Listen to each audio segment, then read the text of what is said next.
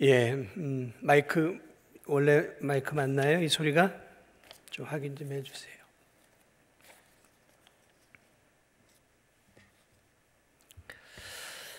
저는 오늘 이 송구영신 예배 한 해를 마무리하면서 한 여인의 죽음을 좀 여러분과 함께 좀 나누고 싶습니다. 오늘 이 여인의 이름은 사라입니다. 이 여인은 믿음의 조상이었던 아브라함의 아내입니다. 하나님은 아브라함에게 갈대아 우르를 떠나 내가 네게 지시할 땅으로 가라 명령하셨고, 아브라함은 홀로 떠나지 않았어요. 사랑하는 그녀의 아내와 함께 우상의 도시 갈대아 우르를 떠나갔습니다. 그때 아브라함의 나이가 70이었고 사라의 나이는 10살이 어리니까 60이었어요. 60. 적지 않은 나이죠. 아무리 고대라 하지만 60은 적은 나이가 아닙니다. 자,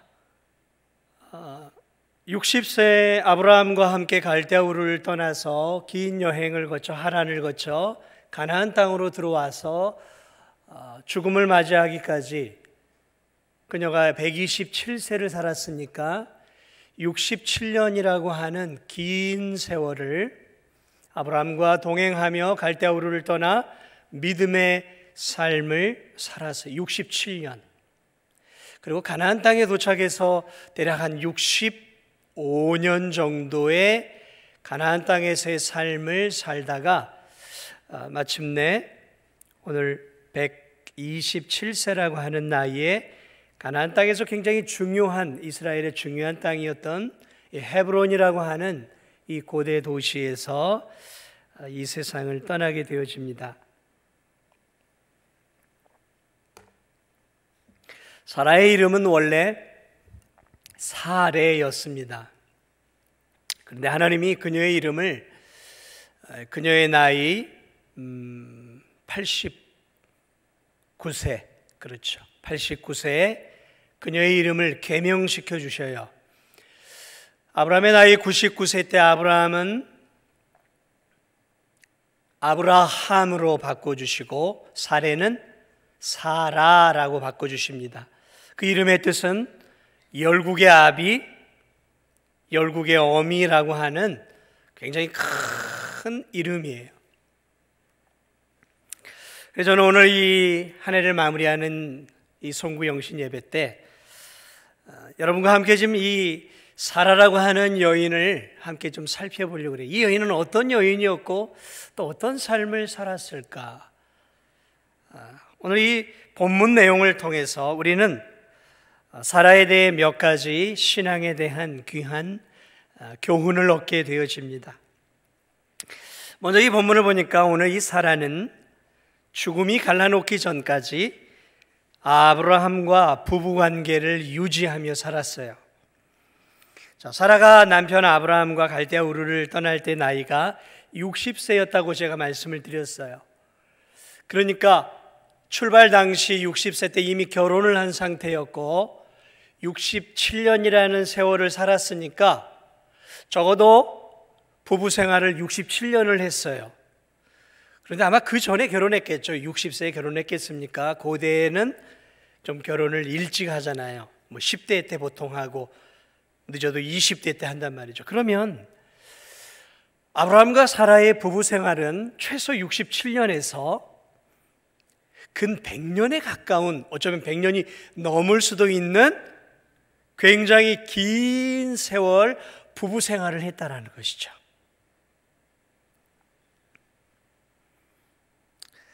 부부로 맺어진 이후에 사라는 죽음이 남편과 자신을 갈라놓기 전까지 67년에서 100여 년에 가까운 세월 동안 결혼 생활을 유지하며 아브라함의 아내로 함께 살아왔어요. 사라는 하나님의 자녀답게 결혼 이후 평생 동안 아브라함의 아내로서 이 결혼의 언약에 충실한 삶을 살았던 신실한 여인이었어요. 쉽지 않은 인생길이었어요. 60살에 알지도 못하는 고향 땅을 떠나 알지도 못하는 나그네 인생길을 시작하면서 굉장히 많은 인생의 고비고비를 넘겨왔어요. 그러나 그런 고비고비를 잘 이겨내면서 아브라함의 조강지처로서의 삶을 죽기 전까지 살았다라는 거죠. 참 이 아브라함의 이 처해 또 아브라함의 부부 생활을 가만히 보면 오늘날 이 결혼이 이렇게 결혼의 어떤 좋은 것들이 무너져 버린 이 시대, 성경적인 결혼관이 무너진 이 시대에 우리에게 참 좋은 본을 보여주는 것이죠. 요즘은 이혼들을 너무 쉽게 하죠. 연예인들을 비롯해서 참 너무 이혼들을 이제 쉽게 합니다. 다들 이제 성격이 안 맞아서 이혼들을 한다고 하는데 사실 성격이 100% 맞고 그래서 결혼한 부부는 아무도 없어요. 다 성격이 다르죠. MBTI인가 이런 거 해보면 저하고 아내하고도 너무 틀려요. 너무 틀려요. 많이 틀려요. 성격이 맞아서 결혼한 거 아니에요. 그런데 성격이 안 맞아서 이혼한다라는 거죠. 처음부터 안 맞았는데 그게 이유가 안 되는 거죠. 부부는 서로 양보하고 서로를 깎아가면서 맞춰가는 거죠. 맞춰가는 거예요. 이 부부는 죽음이 갈라놓기 전에 서로를 맞춰갔던 부부였어요. 그리고 사라가 더 많이 맞춰갔죠. 보통 대개 결혼 생활은 아내가 더 인고의 시간들을 갖는 거죠. 아브라함보다는 사라가 훨씬 더 인고의 시간을 통해 남편을 이해하고 남편을 용서하고 남편을 품어갔다라는 것이죠. 아브라함이 될 수 있었던 것은 하나님의 은혜이지만 아내의 희생과 헌신과 품어줌이 없었다면 우리가 알고 있는 아브라함은 존재하지 않았을 거예요. 요즘은 너무 많이 이혼들을 하죠. 결혼의 의미를 잘 모르고 결혼하는 것 같아요. 요즘은 결혼을 좀 비즈니스 개념으로 하는 것 같아요. 재벌들만 비즈니스 개념으로 결혼을 하는 줄 알았더니 요즘은 그게 아니에요. 그러니까 결혼들이 늦어지고 이리 재고 저리 재고 다 계산을 하죠. 그러니까 결혼하는 게 점점 늦어지고 어려워요. 사랑해서 결혼하지만 결혼하면 서로 간에 사랑을 받으려고 해요. 희생하고 헌신하려고 하지 않아요. 서비스를 받으려고 한단 말이죠. 그러니까 결혼 생활이 어려운 거죠. 비즈니스 개념이죠. 저 배우자와 결혼하면 내 인생 먹고 사는 데는 지장 없겠지. 내 아내와 결혼하면 저 처가의 배경을 통해서 내가 좀 부유해지고 명예도 얻고 권력도 얻을 수 있겠지. 이런 이제 비즈니스 개념이죠. 그게 너무 강해요, 요즘은. 오늘 이 비그리스도인들만이 아니라 그리스도인들도 너무 그런 눈에 빤한 것들을 가지고 결혼을 해요. 그러다 보니까 그런 것들이 깨어지면 자연스럽게 이혼을 하게 되어집니다. 그래서 오늘날은 돌싱이라 그러죠. 돌싱들이 너무 많아요. 우리 어른들 아세요? 돌싱이 뭔지? 저도 몰랐는데 돌싱이 돌아온 싱글이에요. 그래서 그리고 또 마음에 맞는 사람을 찾아 결혼하고 또 마음에 맞지 않으면 깨어지면서 이런 어려운 삶을 계속해서 반복하는 것이죠. 자, 그러나 이 오늘 본문을 보니까 사라와 아브라함은 최소 67년에서 한 세기 가까운 결혼 생활을 했다는 것을 본문을 통해 우리가 바라볼 수 있습니다. 아름다운 믿음의 삶이죠. 이것은 사라가 인내했기 때문에 가능한 거예요. 자, 그 부분은 제가 좀 더 나중에 설명을 드리겠습니다. 결혼을 깨트리지 않으려면 물론 남편도 잘해야 되지만 제가 볼 때는 아내가 잘해야 돼요. 아내가. 지금 결혼 생활이 유지되어지는 것, 남편이 20%라면 아내가 80%를 더 참고 인내하는 시간들을 통해 결혼이 유지되는 거죠. 저도 마찬가지죠. 저도 마찬가지. 저는 이 사라를 통해 또 하나를 보게 되어집니다. 오늘 이 사라의 결혼 생활을 통해 한 남편의 아내로서 또 한 아들의 어미로서 역할을 잘 감당하면서 이 사라는 아름다운 가정을 만들어 갔다라는 거죠. 아름다운 가정을 만들어 갔어요. 일륜지 대사인 결혼을 하는 거 중요하죠. 그러나 제가 보니까 결혼을 하는 것도 중요하지만 훨씬 더 중요한 것은 그 결혼 생활을 잘 유지하고 아름다운 가정을 만들어가는 것은 결혼을 하는 것보다 제가 볼 때 10배나 더 어려워요. 결혼 생활을 잘 유지하고 부부관계가 아름답게 세워지고 부모와 자녀의 관계가 아름답게 가려면 다 잘해야 해요.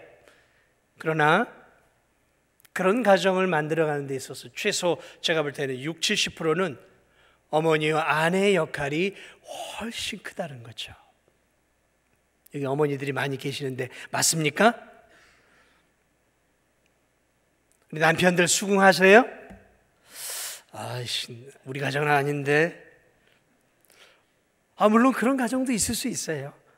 제가 말씀드리는 것은 평균적인 이야기를 말하고 있는 거예요. 특별히 하나님의 자녀들은 결혼 생활을 통해 믿음의 부부관계 또 믿음의 부모와 자녀 관계를 잘 만들어감으로 하나님이 기뻐하는 가정을 만들어야 할 책임이 있죠.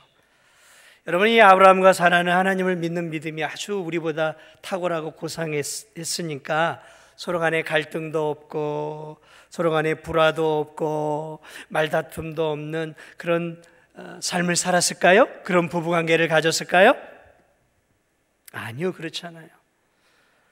그런 말다툼 한 번 없고 갈등도 없고 불화도 없는 그런 부부관계를 가지고 있다면 두 가지 중에 하나예요. 한 사람이 아예 죽어서 지내거나 아니면 두 사람 다 천사이거나 그 둘 중에 하나이지, 모든 가정엔 불화가 있고 갈등이 있고 또 삶에 긴장관계가 늘 있는 것이죠. 이 가정도 마찬가지였어요. 아브라함과 사라도 우리와 같은 연약한 인간이었기 때문에 가정 안에 다툼이 있었어요. 그들은 사라의 여종 하갈 때문에 서로 첨예하게 갈등하고 대립했어요. 여종 하갈이 낳은 이스마엘 때문에 부부는 심각한 갈등을 겪었어요. 첨예하게 대립했어요. 아브라함 부부간에도 서로에게 기쁨과 신뢰만을 준 것이 아니었어요. 그들은 서로 간에 깊은 상처를 서로 간에 주고받았어요. 아브라함은 2번이나 아내를 누이라고 속이며 이방 왕들에게 내 아내 내 마음대로 하시오 하고 아내를 내어주는 아주 몹쓸 짓을 했어요. 이방 왕들에게 넘겨졌던 사라가 이방 왕들의 왕궁 속에서 느꼈을 그 깊은 상처는 우리의 상상을 초월할 만큼 컸을 거예요. 어쩌면 그녀는 오늘날은 트라우마라고 말하는 이 외상 후의 어떤 스트레스, 이런 것들을 그녀는 그게 뭔지도 모른 채 평생을 간직하며 살았을 거예요. 그 이태원 사건 이후 그 사건을 옆에서 목격했던 학생들, 또 이 세월호 사고 이후에 생존했던 학생들이 죽어갔던 그 학생들을 생각하면서 지금도 밤잠을 못 자요. 트라우마죠. 평생을 이제 그 고통에서 헤어나지를 못하는 거죠. 트라우마. 사라에게도 그런 트라우마가 있었던 거예요. 그러나 이 여인은 그 가슴 아픈 몹쓸 남편이었던 이 아브라함을 향해 삶이 힘들고 어려울 때마다 당신 나에게 이런 짓들을 했지 않아 하면서 그것을 가지고 부부싸움을 촉발하고 남편을 힘들게 하는 그런 여인이 아니었어요. 그녀는 평생 이 깊은 상처를 가슴속에 묻어두고 살았어요. 그것을 가지고 힘들 때마다 남편을 고양이가 쥐를 몰아가듯 몰아가지 않았다라는 거죠. 그녀는 남편의 허물을 사랑으로 덮었어요. 연약함을 지닌 남편이었지만 한결같이 살아는 남편을 존중하고 존경하였다라는 거죠. 그녀는 아브라함의 아내의 역할을 언제나 충실하게 감당하는 현명한 여인이었고 믿음의 여인이었어요. 베드로전서 3장 5, 6절을 보면 사라에 대한 이야기를 하는데 이렇게 이야기합니다. 전에 하나님께 소망을 두었던 거룩한 부녀들도 이와 같이 자기 남편에게 순종함으로 자기를 단장하였나니 사라가 아브라함을 주라 칭하여 순종한 것 같이.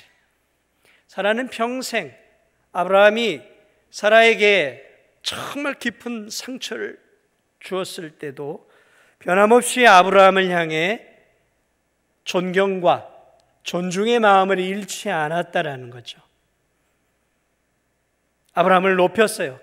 가장으로 높이고 아브라함의 말을 하나님의 말처럼 순종하며 따랐다라고 베드로 사도는 기록해 주고 있습니다. 그녀가 어떤 가정생활을 했는지를 우리가 짐작해 볼 수 있는 거죠.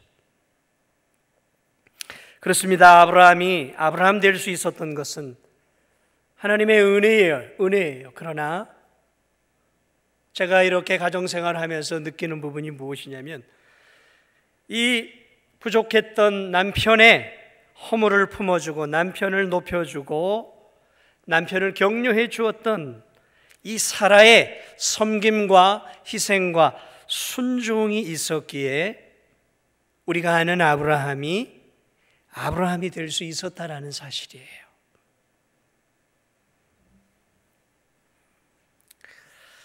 사라는 또한 자신의 자식, 하나밖에 없는 자식이었던 이삭 또한 잘 키워냈어요. 90세에 낳은 이 손주 같은 아들, 어쩌면 오냐오냐 하면서 눈에도 너 아프지 않을 이 아들을 오냐오냐 하면서 버릇없이 키우지 않았다는 거죠.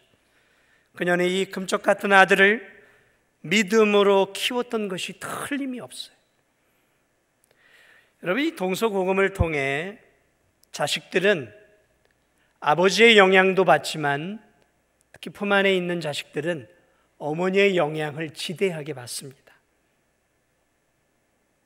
그래서 이 유대인들은 어머니가 누구냐에 따라서 그의 민족이 갈려져요. 어머니가 유대인이면 남편이 한국인이든 미국인이든 상관없이 유대인이에요.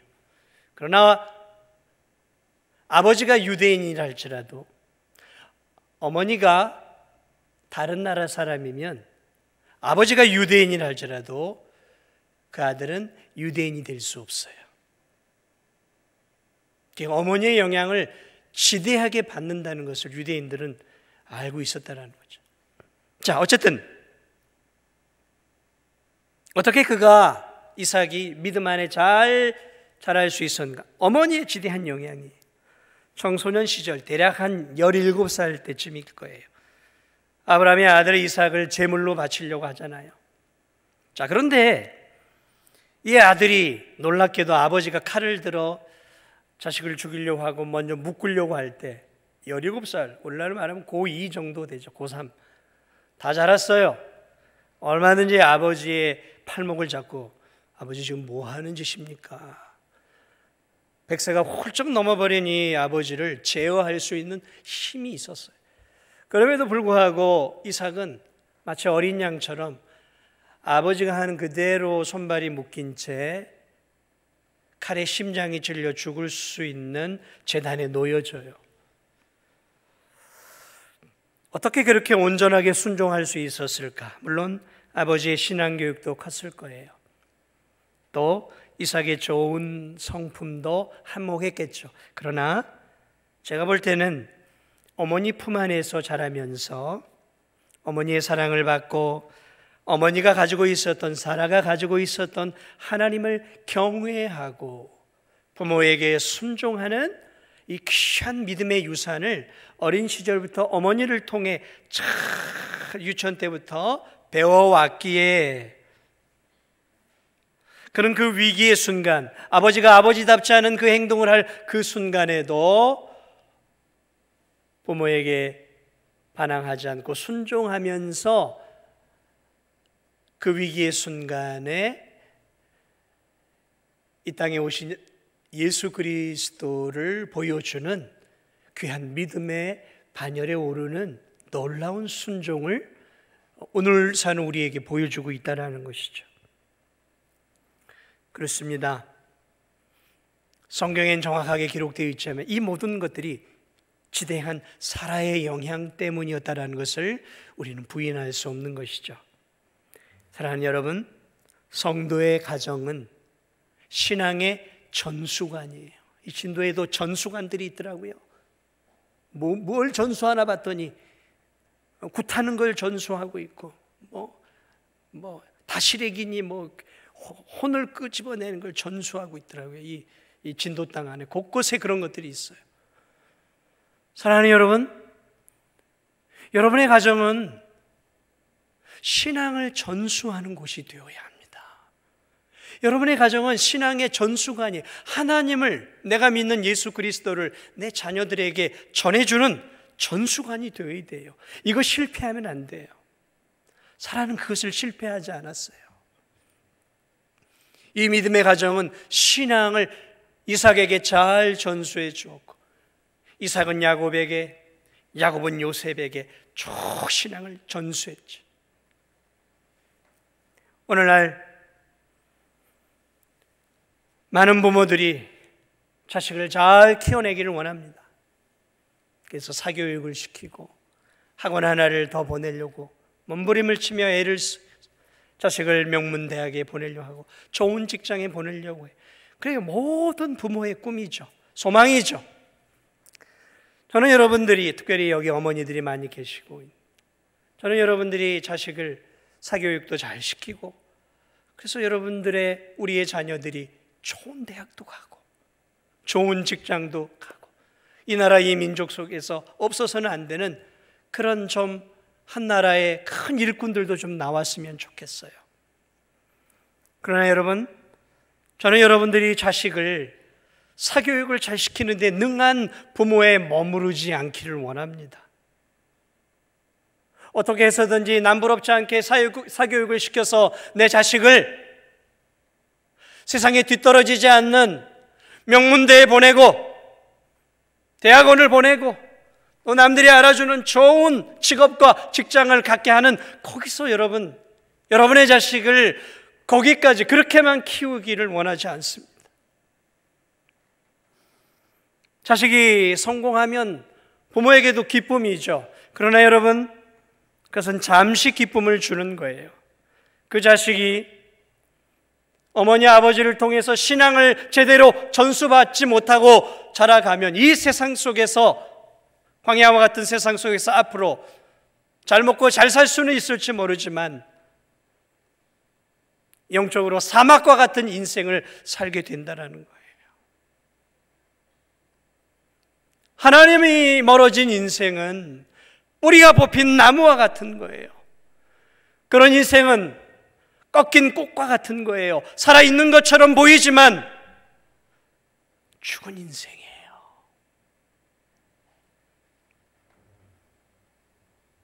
그러므로 부모는 자식을 가르치는 데 있어서 신앙교육에 실패해서는 안 되는 거예요. 다른 것을 실패할 수 있어도 신앙교육만큼은 실패해서는 안 돼요. 그게 부모의 역할이고 어머니의 역할이에요.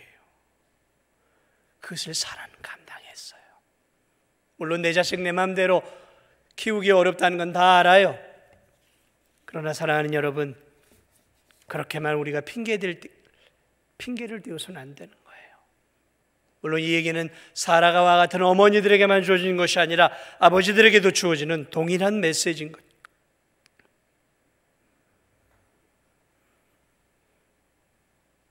죽음으로 사라는 성공한 엄마요, 성공한 아내의 역할을 감당하고 죽었다라는 것이죠. 끝까지 신앙을 지켰을 뿐만 아니라 가정을 지켰고, 그리고 엄마로서, 아내로서의 충실한 역할을 감당했다라는 거죠. 하나만 더 보면 이 사라는 죽을 때까지 지속적으로 믿음이 자라가면서 하나님을 경외하는 믿음의 여인이었어요. 사라와 아브라함은 거의 같은 시점쯤에 하나님을 믿게 된 것 같아요. 하나님이 아브라함을 부를 때 그때쯤에서 사라도 같이 불렀던 게 틀림이 없어요. 그래서 같이 우상의 땅을 버리고 오늘날 말하면 세상의 것들을 내려놓고 이제 나 중심, 행복 중심, 세상 중심에서 이제 하나님 중심의 삶으로 턴하게 된 거죠. 이게 동일한 시점이었던 것 같아요. 자, 그래서 이 부부는 함께 믿음으로 갈대아 우르를 떠나서 적어도 65년 동안, 67년 동안 긴 세월 함께 믿음의 삶을 살아갔어요. 그리고 99세의 아브라함 나이 때, 89세의 사라의 나이 때 동일하게 이들의 이름을 하나님이 계명을 시켜주세요. 동일하게 두 사람 다 계명을 시켜줘요. 너는 이제 열국의 아비야. 너는 이제 열국의 어미야. 현격하게 사라의 믿음이 떨어져 있었다면 그렇게 하지 않았을 거예요. 그런데 두 사람의 믿음은 비슷하게 계속해서 성장하고 있었다는 거죠. 계속해서 자라가고 있었다는 거예요. 그래서 하나님이 됐다, 이제 열국의 아비와 어미가 될 만큼 자라갔구나 하고 두 사람 모두에게 이름을 바꿔주는 영광스러운 이름을 주시죠. 저는 이 이름을 오늘날로 말하면 크리스찬이라고 말하고 싶어요. 크리스찬, 기독교인.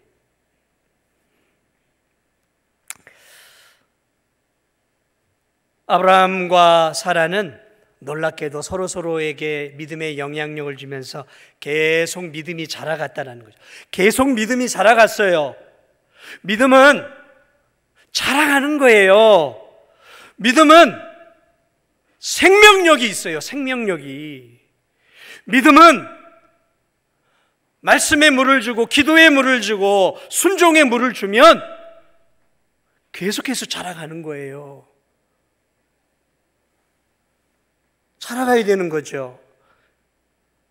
히브리서 11장 11절을 보니까 믿음으로 사라 자신도 나이가 많아 단산하였으나 잉태할 수 있는 힘을 얻었으니 이는 약속하신 일을 미쁘신 줄 알았습니다.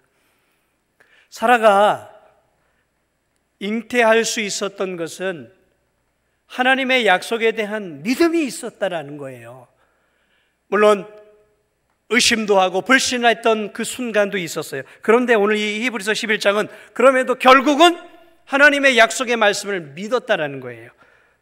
하나님은 약속을 지키는 신실한 분인 것을 믿고 그 믿음으로 임신을 했다라고 히브리서 기자는 이야기해 주고 있어요.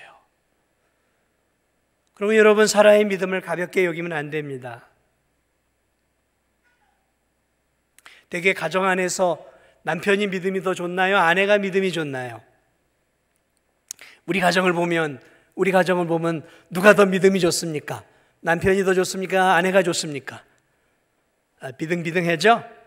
근데 제가 보면 대개 아내가 조금 더 믿음이 더 있는 것 같아요. 제가 볼 때. 그러면 여러분, 이 아브라함의 믿음도 큰 믿음이었지만 여러분, 이 사라의 믿음도 보통 믿음이 아니었던 거예요. 엄청난 믿음이었다는 거죠. 너무 믿음이 차이가 나버리면 아브라함이 될 수가 없었을 거예요. 사랑하는 여러분, 사라가 완벽한 신앙의 여인이었을까요? 아니요, 그렇지 않아요. 창세기를 쭉 보면 사라도 인격적으로 완숙한 여인이 아니었어요. 그녀는 신앙적인 부족도 있었고 실수도 했고 인격적인 결함도 가지고 있었어요. 삶의 실수가 그 여인에게도 적지 않게 있었다는 거죠. 우리가 알고 있는 것처럼 그녀는 자식을 낳지 못하자 안달이 나서 하나님의 약속을 믿지 못하고 남편에게 자신의 여종 하갈을 줘버려요. 이 여인에게 들어가서 잉태하시오, 그게 하나님 뜻일 수도 있지 않소 하고 아브라함에게 여인을 주는 그런 연약한 믿음을 드러내죠.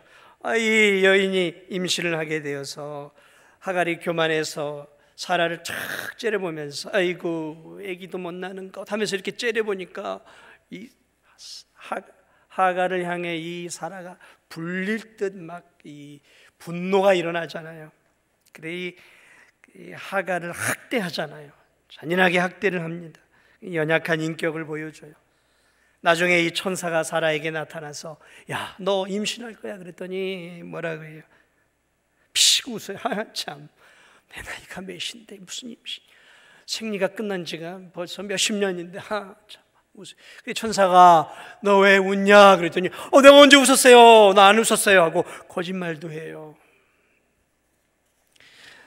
우리가 가지고 있는 연약한 성정을 이 사라도 그대로 가지고 있었어요. 완벽한 여인이 아니었어요. 부족함이 많은 여인이었어요. 미성숙한 인격을 갖고 있었어요.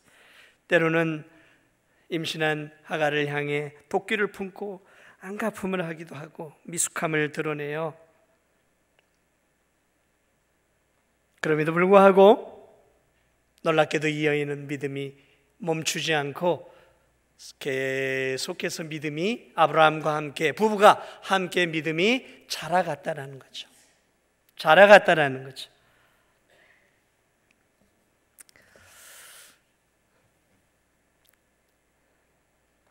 사랑하는 여러분, 사라는 이런 믿음의 여인이었습니다. 아브라함과 함께 결혼함으로 아브라함의 삶의 반쪽이 되어서 긴 세월을 함께 부부 생활을 했고 가정을 꾸리고 남편을 세워주고 자식을 낳고 자식을 잘 키우고 또 가정에 또 많은 식솔들을 거느리고 내조의 여왕으로서 또 내조를 잘 하면서 아브라함의 가정을 튼실한 부족으로 만드는 큰 역할을 감당했을 거예요. 그러나 여러분, 이렇게 함께 했던 세월이 영원할 것 같았는데 오늘 보니까 아브라함을 떠나 이 여인이 이 세상을 떠나갑니다. 저는 이걸 보면서 이게 인생이구나. 결국 함께 할 것 같았던 100여 년의 세월 가까운 시기를 부부로 살지만 결국은 한 사람은 떠나가는구나. 먼저 영원히 아브라함과 함께 동역하며 남편을 지속적으로 세워줄 것 같았던 사라는 남편을 떠나 영원한 하나님 나라로 먼저 떠나갔어요.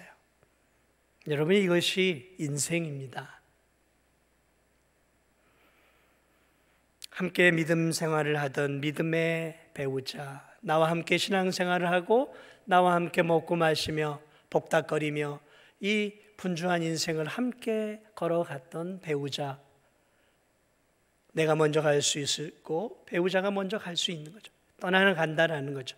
죽음이 결국 두 사람을 갈라 놓았어요.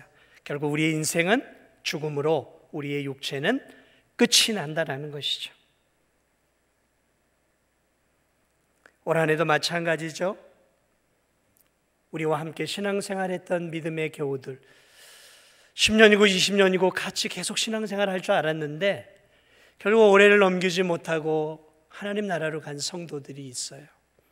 작년에도 있었고요. 재작년에도 있었고요. 3년 전, 4년 전, 5년 전, 6년, 7년 전에도 있었어요.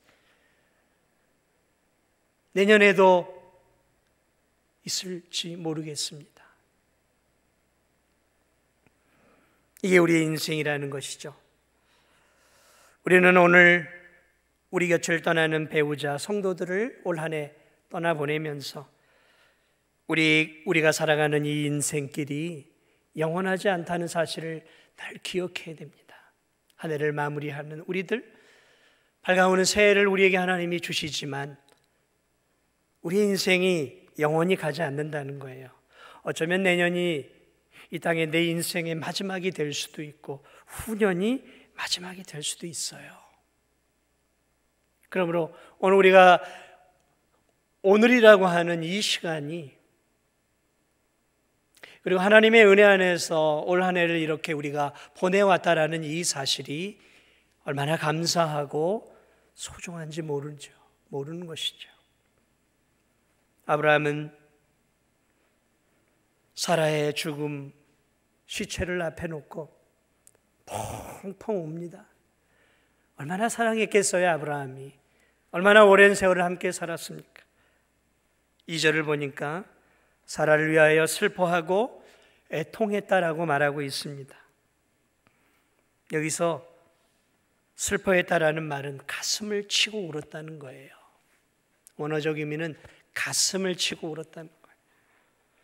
그리고 애통했다는 말은 통곡하며 울었다라는 거예요. 그러니까 이 나이가 많은 이 아브라함이 점잖게, 신앙의 아브라함의 믿음의 조상이 점잖게 그냥 눈물을 뚝뚝뚝뚝 흘렸던 게 아니라 가슴을 치고 통곡을 하면서 울었다라는 거예요. 사랑하는 아내를 생각하면서 통곡을 하고 울어요. 한바탕, 그것이 1시간인지 2시간인지 모르겠지만 한바탕 눈물을 쏟아내고 쏟아내요. 그리고 그 시체를 앞에 놓고 일어섭니다. 그리고 이제 사랑하는 아내를 이제 마지막 보내주기 위해 해족속을 찾아가 거래를 하고 아내와 자신과 자신의 후손들이 묻힐 선산을 사기 위해 거래를 하는 내용이 나와 있어요. 그리고 거래를 하고 그 땅을 사는 과정 속에서 아브라함이 그 해족 속의 지도자들에게 이렇게 얘기합니다. 뭐라고 얘기하냐면 우리 23장 4절이에요. 나는 당신들 중에 나그네요 거류하는 자니.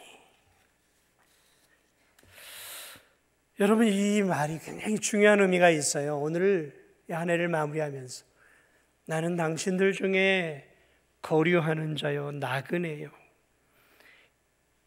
나는 나그네요라는 이 말을 원어적인 의미로 보면 나는 거주지가 없이 떠돌아다니는 방랑자입니다라는 의미예요. 집시 같은 자입니다라는 의미예요.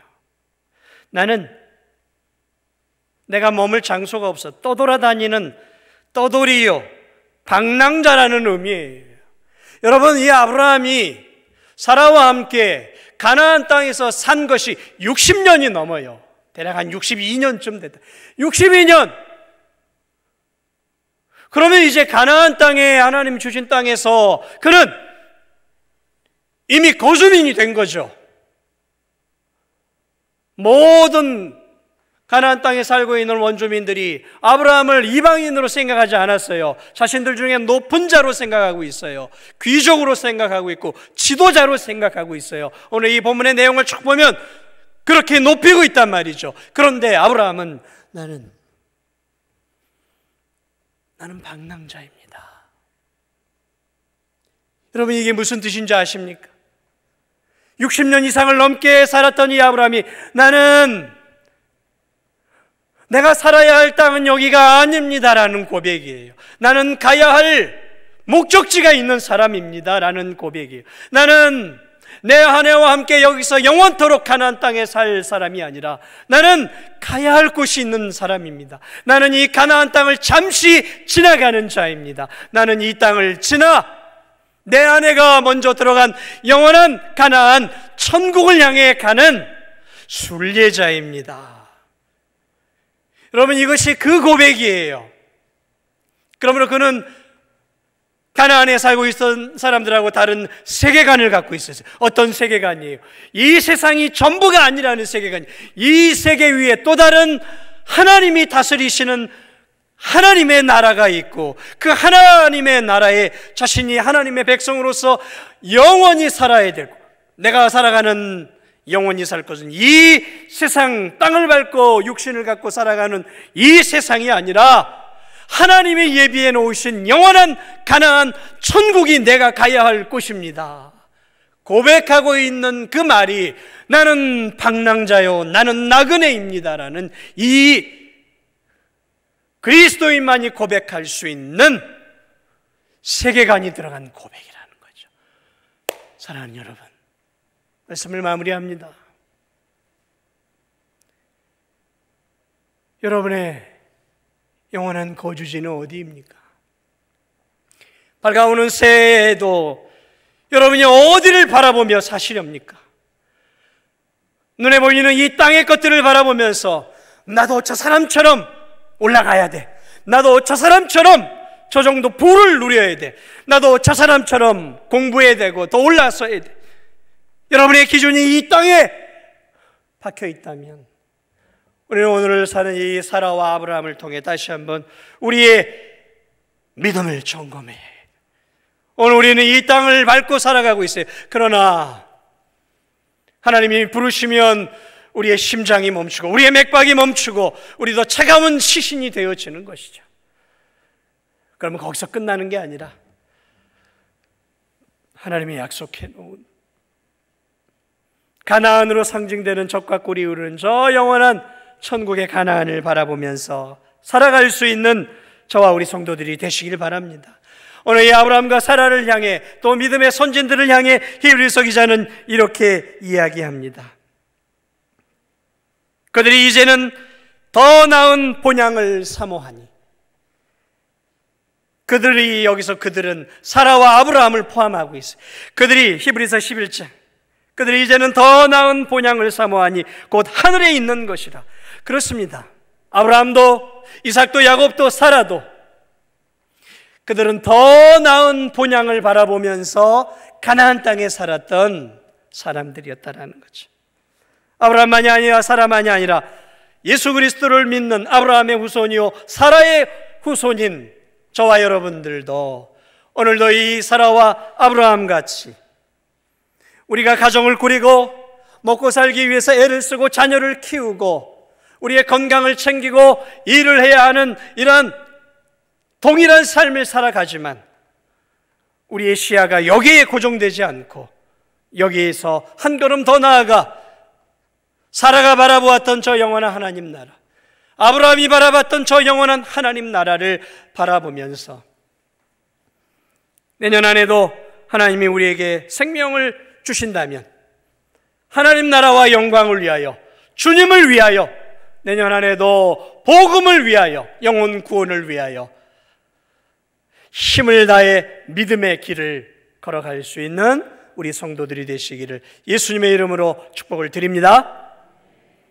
디모데후서 4장 7절 8절에서 죽음을 앞두고 있는, 이제 곧 처형을 앞두고 있는 바울이 디모데에게 이렇게 유언을 해요. 나는 선한 싸움을 싸우고 나의 달려갈 길을 마치고 믿음을 지켰으니, 나는 선한 싸움을 싸우고 나의 달려갈 길을 마치고 믿음을 지켰으니 이제 후로는 나를 위하여 의의 면류관이 예비되었으므로 주 곧 의로우신 재판장이 그날에 내게만 주실 뿐만 아니라 주의 나타나심을 사모하는 모든 자에게도니라. 선한 싸움을 싸우고 달려갈 길을 마쳤을 때 하나님께서 의의 면류관을 씌워주시며 영원한 천국으로 인도해 주실 것을 바라보며 죽음을 맞이했던 바울의 모습, 그것이 우리의 모습이 되기를 소망합니다. 내년 한 해도 하나님이 우리에게 주신 귀한 생명 귀하게 사용하며 사라와 같이, 아브라함과 같이 우리의 삶의 현장 속에서 우리의 삶을 살아가면서 하나님 나라를 위해 살아가기를 예수 그리스도 이름으로 축복을 드립니다. 우리 이 시간에